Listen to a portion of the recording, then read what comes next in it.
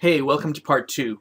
In the first part, we talked about working with grid systems and media queries and having our website be able to fit in nicely in a variety of different situations.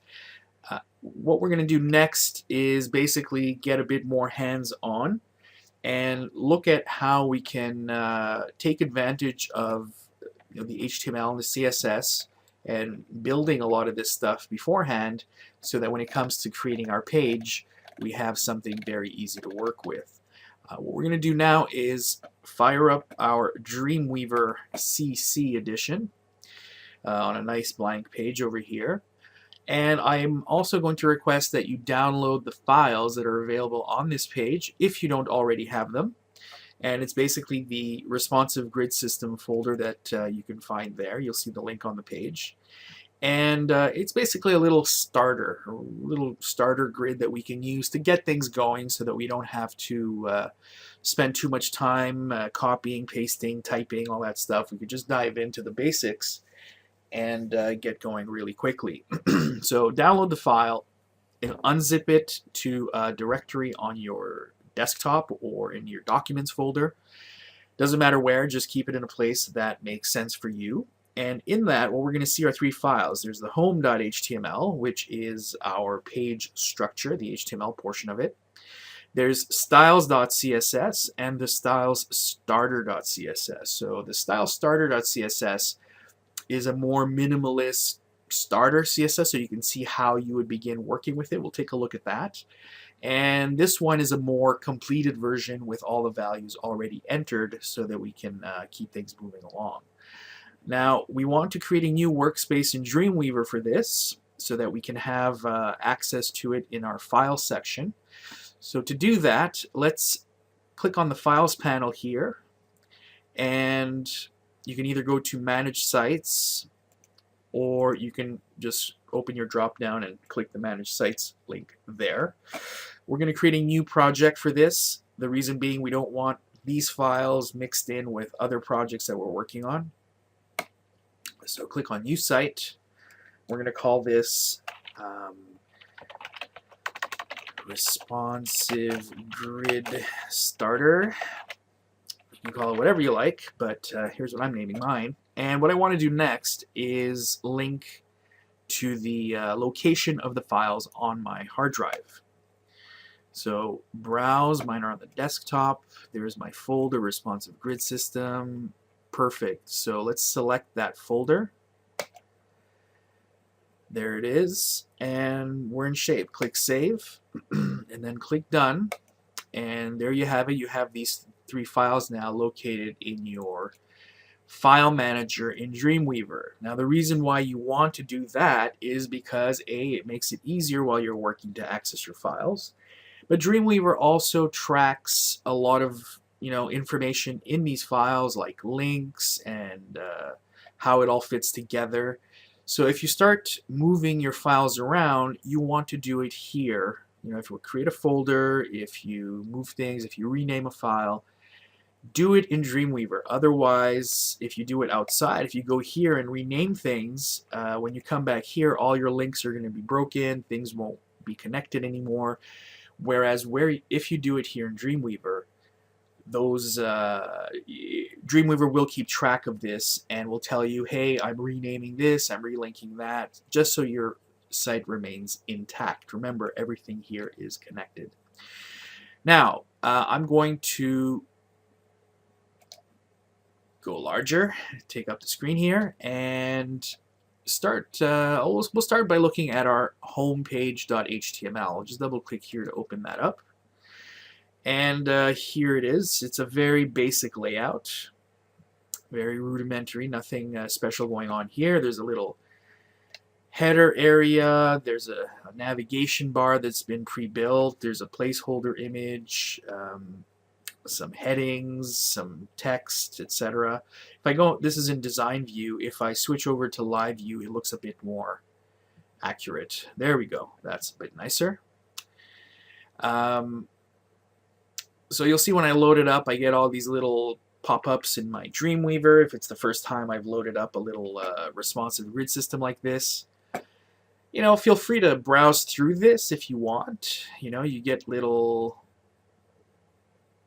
helper introductory things, but we're going to be looking at all that together anyway, so feel free to, you know, pause the video and explore on your own. These are actually very helpful. Or you can be patient and wait for one of the videos further down as we explore all these little features in Dreamweaver. All right, moving along here. What we're looking at here, we have our header with a logo in it, some tagline maybe, navigation, sidebar tags go here, footer, and it's a great structure for us to, you know, build a web page. If we look at the code and we look at what's going on, things are pretty straightforward in the sense that we start with, you know, the typical page wrapper that contains the entire contents of our page and keeps it all together. You know, we have our tags like header and navigation. Okay, now what's going to be different here, and it requires a bit of imagination, is basically the classes that are assigned to these containers. Now in the past what we would do is, you know, select our container here, give it a name, then go into our CSS and apply a bunch of values to it. It could be fixed values, width, height, background colors, etc. But right now what we want to focus on are the specific dimensions. We want to build our structure first, we'll worry about the cosmetic stuff later. And if we look here at the source code, you'll see that this container specifically over here, if I click on it, there, click on it, come on. A little tricky sometimes, Dreamweaver, but once it works, there we go, almost. Well, if you're having this difficulty here, like I'm experiencing, just trying to select this container over here, there are variety of ways of doing it. One is obviously just, you know, find the source code for it, and there it is. Now it's selected. Thanks, but no thanks, Dreamweaver. Another way of doing it is using these little breadcrumbs down here. So basically it provides you with a little trail starting with the body and working its way down that allow you to select entire chunks of areas here. Of course, we're also going to start using the document object model box over here, which if we look at provides us with a pretty basic structure of how our document is built. So our header, and inside the header we have this div, and inside the div there's an image. So we get a visual representation of how our document is structured. We're going to be revisiting these panels often, so we'll look at them in more detail soon. So right now what I want to do is select my div ID logo box, and if we look at what's happening here in the classes, it has class COL-5 and COL-M-5. Now what does this mean? And if I look at the one next to it, it's COL-7, COL-M7. Well, this is all a little confusing. So what does it mean? Again, if I look over here, I'm seeing a pattern emerge, COL-12. Now remember we were talking in the first part about splitting our page into 12 columns. The entire width of our container box over here, our page wrapper, imagine there are 12 columns running up and down, splitting it up.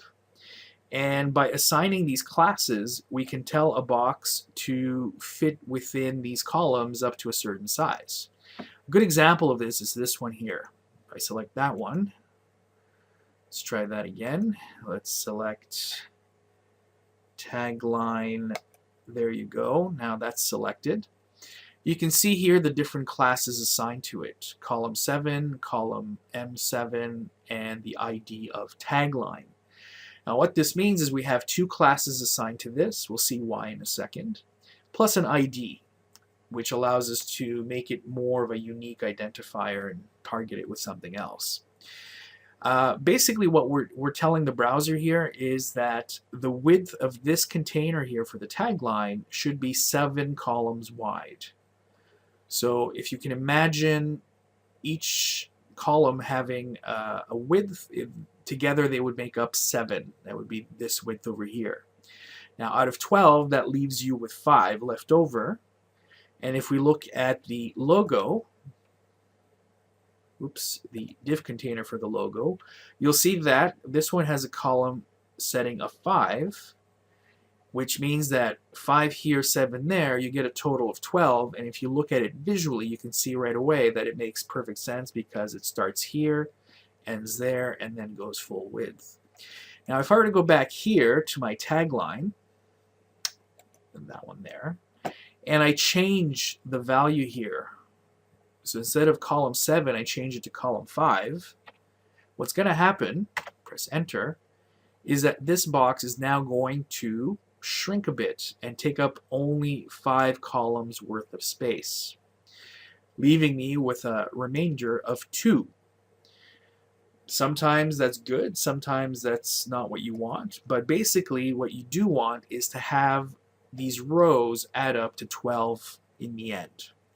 So if I change this to 3, it'll get even smaller, and if I change it to 1, it's the exact width of 1 column. Now I could fit 12 of these call1 classes in 1 row, or I can use a combination of numbers here to build my row according to how I want it structured. So knowing this is 5, I just set this one to 3.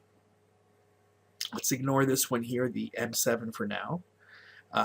So 5 and 3 make 8. I know that there are 4 columns left over that I can take advantage of over here.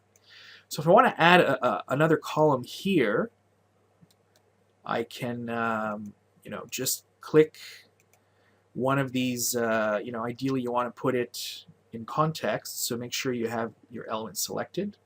You can insert a new div tag, and you'll be prompted to, like, where do you want to put it? Do you want to put it before this column that you have selected, after?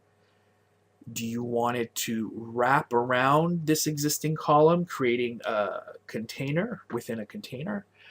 Or do you want to nest it, meaning that do you want to create this new container within the selected container? I want to put it after. So if I click here, it'll create this div tag for me. Now I put it after, but notice how it just takes up the entire width of the row. Now this is happening because we don't have any classes assigned to this, so it doesn't know what size to make it, and that way it makes it 100% by default. And because it's we're using floats here, as you'll see in the CSS shortly, it's just making the layout really, really sloppy and messy. Now the first thing we want to do here after inserting it is assign a class value to it so that it behaves better within the grid system. So we know that we have 4 columns left over here. Let's add col4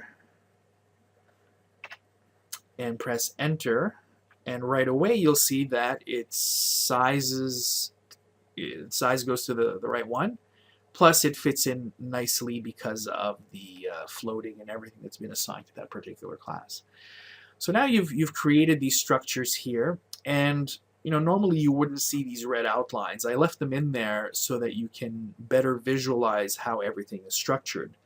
Normally you wouldn't see these red lines, and everything would look like it's magically lining up perfectly exactly where you want it, give or take a few pixels here and there. But it becomes much easier to structure a document that way. Same thing with here in the content areas. You can split these big containers into main content areas and sidebars. And it also allows you to create more containers within there. Now here's something that's really cool. Each time you create one of these containers here, let's call this, okay, there's this one, div class 4. What I'm going to do is add an ID to this so that I can more easily identify it. I'm going to call this, okay, we have our logo tagline. I'll call it nav1. So this could be like a weak navigation bar. smaller one. User nav. That's it. Much better. User nav. So remember, the ID with the hashtag over here is not the same as the class. The ID works the same way, but it can only be used on one element per page. And it has to reflect that in your CSS. If you're going to target this particular element to style it a bit differently, you have to use the hashtag rather than the dot. So click here to enter. Where is it? Where is it? Column 4. Let's do that again. So that's going to be user nav. Enter. Where do you want to put this? Yes, we'll put it in our styles.css. Enter, and there it is. Basically, what this allows us to do is target only this container here without affecting the overall styling for something with a column 4 class. Now what's cool here is that for each of these containers that I create, the same grid principles apply. What does that mean? It means that I can select the text that's in this particular container. In the, I can delete this text over here. And in this container, there, I can insert another div, and I'm going to nest this one so that it's inside it. And I can assign a class of COL6.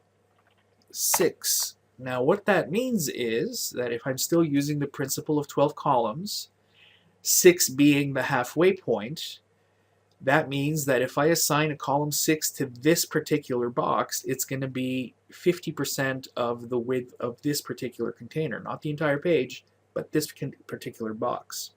So press enter, and there you go. It's 50% wide. And what I can do is put another one next to it, and I'll put that after, and I'll assign a column 6 to this as well. And guess what? Now we have two containers, both with a column 6 class assigned to them, meaning that 50% plus 50% gives us 100% of this box's width. You'll notice that it automatically assigns padding here so that these boxes and containers aren't stacked up flush against each other. You have some more maneuverability here, and it looks nice. But overall, it allows for just like an infinite amount of subdivisions within your document. And each container can be subdivided into 12, and so on and so on and so on. I mean, I could keep doing this over and over again until it becomes impossible to work with, of course. It has to make some sort of sense. So I can insert another div, and I can nest it in that one, and I can assign a column 6 to this, meaning take up 6 columns of space, and it'll take up 50% of this one. And I can insert another div after this one, give it a value of 6 again out of 12 columns, and there you go. Now you have these 2 columns stacked next to each other, taking up 50-50. If I decide to change the width here, let's say I want to change this to 3, now it's only taking up a quarter of this box's width, but I also have to update this one here so that it adds up to 12. So 3, this one I would probably have to make it 9s for things to make sense. There you go. So now, again, it's split differently. And you can keep doing this, and this is how basically our document is built, from a big box down to these subdivisions. And it allows you to more accurately place things on your page and move things, and you don't have to worry about percentages and counting pixels and all that stuff. All you have to remember is that there are 12 columns in these containers, and divide by 2, by 3, by 6, by 4. You know, at some point it gives you quite a few options. I'm going to stop it here, and in the next tutorial we're going to look at the CSS, and we're going to look under the hood and see how all this works, just so we have a better understanding and to make our life a bit easier. So tune into the next one. Things are going to start getting fun.